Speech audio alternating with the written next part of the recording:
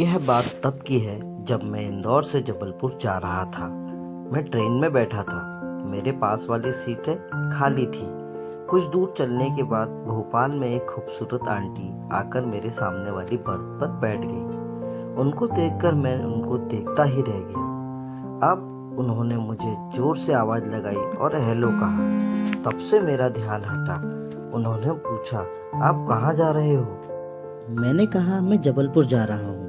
और आप? उन्होंने भी कहा हाँ मैं भी जबलपुर जा रही हूँ, वहाँ मेरे परिवार में शादी है। उन्होंने अपना नाम सपना बताया। मुझे उनकी बातों में मज़ा आ रहा था। मुझे उनकी एप्पल देखकर गर्मी चढ़ने लगी थी। मेरा औजार खड़ा होने लगा था। इस बात का अनुमान सपना आंटी को भी शायद लग रहा था। मैंने उनसे कहा मैं अभी आता हूँ। वो बोली किधर जा रहे हो? मैंने अपनी लिटिल फिंगर उठाकर दिखा दी। वो बोली चलो मुझे भी जाना है। मैं सर हिलाता हुआ उठ खड़ा हुआ। वो पहले बाथरूम में घुस गई। मैं सामने वाले में घुस गया और औजार निकालकर हिलाने लगा। मैंने जेब से एक सिगरेट निकाली और सिगरेट पीते हुए हिलाने लगा। कुछ देर में मेरा माल निकल गया और मैं हाथ धोकर बाहर आ गया। बाहर सपना आंटी खड़ी थी। वो मुझे देखकर मुस्कुरा दी। मैंने भी मुस्कुरा दिया और चलने को हुआ तो बोली एक सिगरेट और है? मैंने कहा हाँ है। वो बोली दे दो।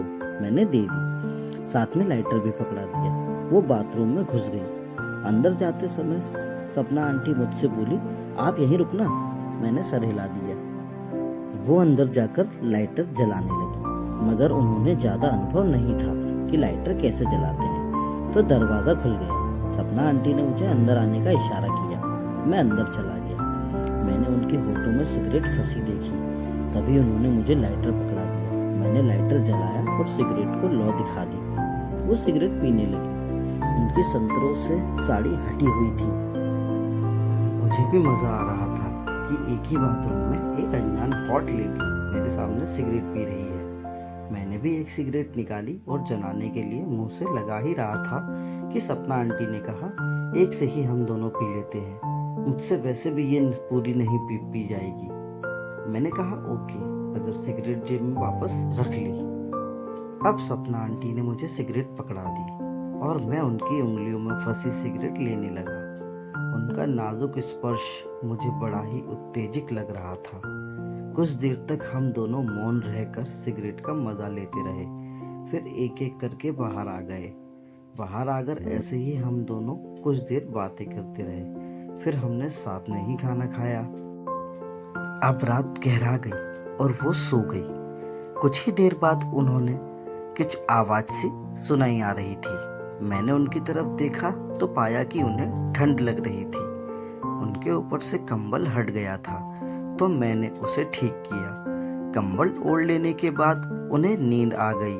फिर मैं भी उनके सामने वाली बर्थ पर सो गया। जब रात में मेरी नींद खुली तो मेरे नीचे प्राइवेट पार्ट में कुछ हलचल महसूस हो रही थी। मैं कुछ देर वैसे ही लेटा रहा। मैंने देखा कि सामने आंटी हाथ बढ़ाकर मेरे औजार से खेल रही थी। उन्होंने मुझे देखते हुए कहा, मुझे ठंड बहुत लग रही है, क्या आप थोड़ा पास सो सकते हो? मैंने कहा आपकी बर्थ पर आ जाऊं? वो बोली हाँ। मैं उनकी बर्थ पर जाकर उनसे चिपक कर लेट गया। अब उन्हें नींद नहीं आ रही थी तो वैसे ही उन्होंने मेरे नीचे हाथ रख दिया। उन्हें गर्म लगने लगा तो वो मुझसे चिपक कर सो गई। मैंने कहा कुछ गर्मी लगी? वो हंसकर मेरे होठों से होठ लगाकर गर्म सांसें टकराने लगी। मैंने न जाने क्यों उन्हें चूमा नहीं और मुंह अलग कर लिया। कुछ देर बाद उन्होंने मेरी तरफ अपना पिछवाड़ा कर लिया। अब मेरी नींद उड़ गई थी।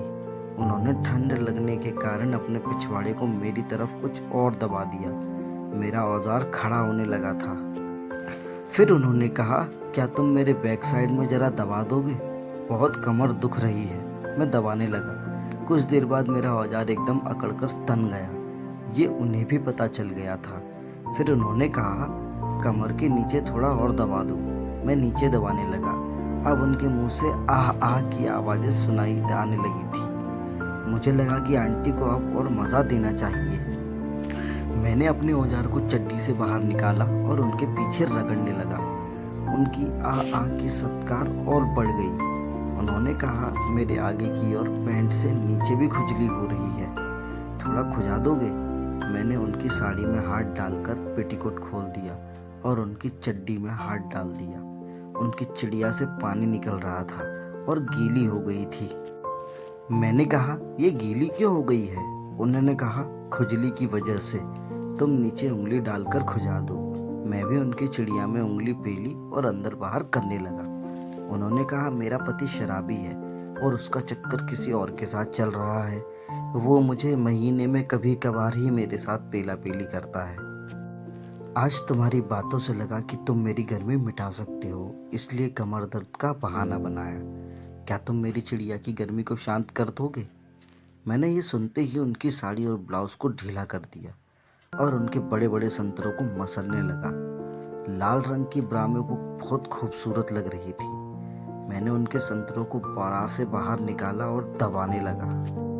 उनके मुंह से आ की आवाज़ और तेज आने लगी। फिर उन्होंने मेरी शर्ट की पैंट निकाल दी। अब हम दोनों के कपड़े हट चुके थे। हमने ये सब उस कंबल के अंदर ही किया। अभी हमारे कपड़े ढीले ही हुए थे, शरीर से जुदा नहीं हुए थे। उन्होंने मेरे सारे कपड़े निकाल दिए। फिर मैंने भी उनके पूरे कपड़े निकाल दिए। मैंने उनसे कहा कि 69 पोजीशन में हो जाओ।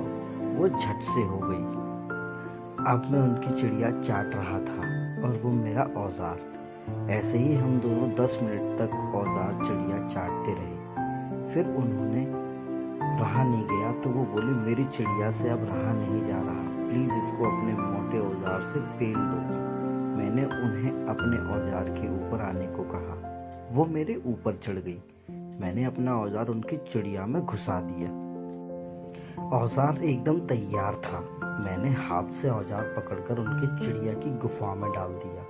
उनकी चिड़िया बहुत टाइट थी और वो आह आह कर रही थी। किसी तरह से औजार अंदर घुसा। हम दोनों चुम्मे करने लगे ताकि उनकी आवाज़ आसपास के लोगों को न सुनाई दे। मैं धीरे धीरे उनकी चिड़िया को पेलने लगा। अब उन्होंने कहा, आह मज़ा आने लगा है, अब फुल स्पीड में धक्के दो और तेज। आज से पहले मुझे इतनी खुशी कभी नहीं मिली। मेरे पागलपति का औजार छोटा सा ही है। मुझे तुम्हारे जैसे औजार की चाहत थी जो आज पूरी हो गई। और तेज तेज धक्के दो। मैं उन्हें धुआंधार धक्के देने लगा और 20 मिनट तक पेलता रहा। उन्होंने कहा, अब तुम मेरे ऊपर आ जाओ। मैं उनके ऊपर चढ़ गया और जोर जोर से धक्का देने लगा। उनको बहुत मज़ा आ रहा था। उन्होंने कहा, मेरा पति तो 5 मिनट में ही झड़ जाता है, तुमको तो 20 मिनट हो गया और तुम अब तक नहीं झड़े। क्या खाते हो? मैंने कहा, ये तो नेचुरल ही है, मैं कुछ नहीं खाता। उन्होंने कहा, मेरा पति तुम्हारे जैसी चिड़िया भी नहीं चाटता, बस साड़ी निकालकर पेलने में लग जाता है। साला मेरा मूड बनाता ही नहीं। तुमने मेरे मूड को आज अच्छे से बनाया है, वैसे आज तक उसने नहीं बनाया। तुम बहुत अच्छे से चिड़िया चाटते हो। मालूम, मेरी चिड़िया ने आज 3 बार पानी छोड़ दिया। और एक वो मेरा पागल पति, साला मेरा पानी निकाले बिना ही सो जाता है, नामर्द कहीं का।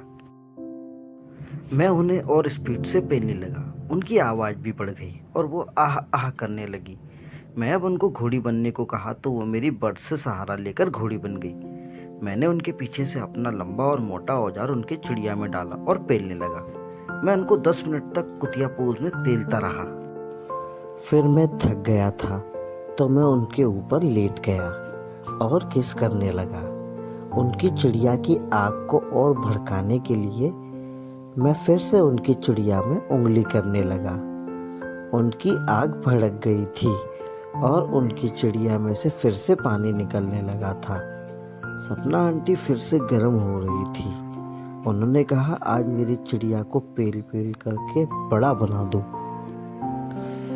मैं फिर से उनकी चिड़िया पर औजार टिकाकर चढ़ गया और अपना औजार उनकी चिड़िया में पूरा पेल दिया।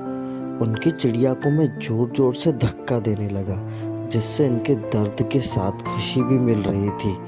मैं उनको पेले जा रहा था। ठुकाई उनकी चिड़िया पूरी खुल गई थी, जो महीनों से पैक थी। उन्हें देर तक पेले जाने से चिड़िया में जलन सी होने लगी थी।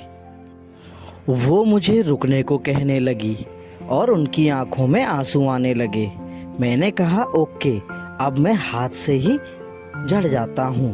उन्होंने कहा नहीं, ये खुशी के आंसू निकल रहे हैं, इन्हें आने दो, तुम रुको मत, बस पेलते रहो। मैं उन्हें फुल स्पीड से पेलता रहा, फिर अंदर ही झड़ गया।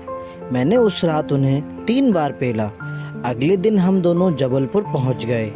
मैंने उनका फ़ोन नंबर ले लिया और उन्होंने मेरा। उन्होंने कहा मैं इंदौर जाकर तुम्हें कॉल करूंगी, मिलना ज़रूर। हम दोनों ट्रेन से उतर गए। तो दोस्तों, वीडियो पसंद आया हो तो प्लीज़ हमारे चैनल को लाइक और सब्सक्राइब ज़रूर करें और कमेंट बॉक्स में अपनी राय ज़रूर दें। अगर आप भी अपनी कोई ऐसी कहानी शेयर करना चाहते हैं तो ज़रूर बताएं। थैंक यू दोस्तों।